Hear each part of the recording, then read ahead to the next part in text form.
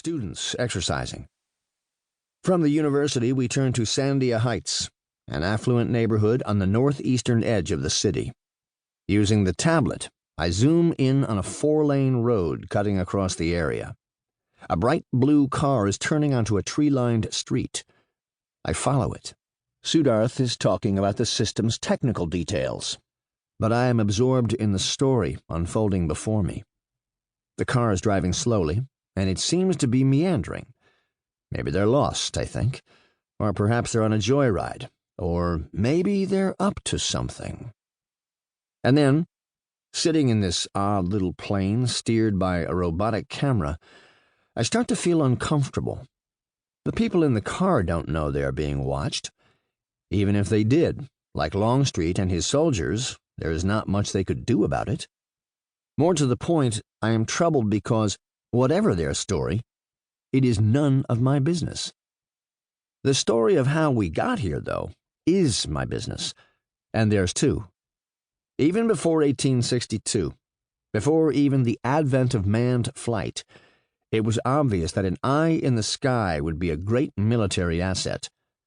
As seen from above, your adversary is an open book. You can determine where they're hiding, track them wherever they go, even anticipate their next move. By the First World War, every major military power had eyes in the sky, with dramatic consequences for those on the ground. Battles were won and lost on the strength of aerial surveillance. One reporter, writing about the airborne camera in 1917, declared it to be many times deadlier than its equivalent weight of high explosive.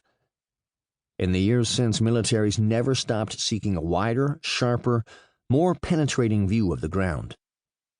I started studying airborne spycraft in 2012, when I was a senior at Bard College, a small liberal arts school nestled on the banks of the Hudson River, about 2 hours north of New York City. Looking for a new academic diversion beyond my regular coursework, I had founded, along with my freshman-year roommate Dan Gettinger, the Center for the Study of the Drone, a research initiative that sought to put Bard's protean approach to intellectual inquiry to the many vexing issues posed by the advent of unmanned vehicles.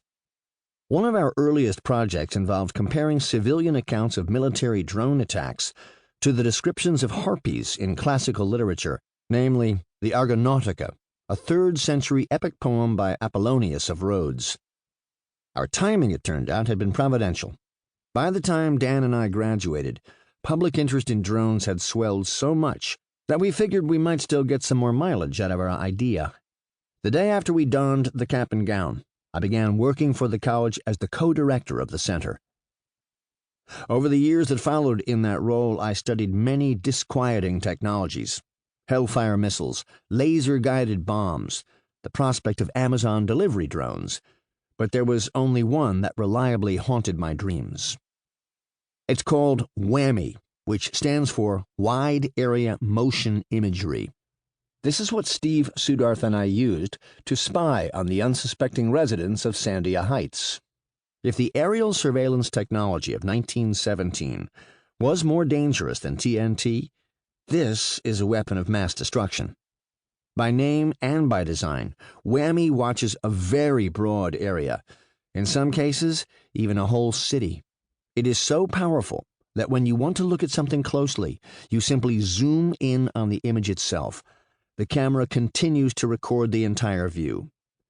While I tracked the blue car, the camera was still watching the rest of the neighborhood, recording residents' every move.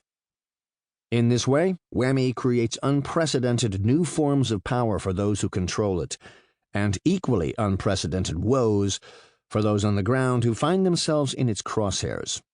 It is emblematic of the path of all forms of modern surveillance, toward a view of the surveilled that is more penetrating, more contiguous, more detailed, and entirely inescapable. It has other names: WAPS, for Wide Area Persistent Surveillance System, WFOV, Wide Field of View, WAS, Wide Area Airborne Surveillance. I call it the all-seeing eye. The idea of the all-seeing eye originated with a small, determined group of engineers working against the clock to solve an urgent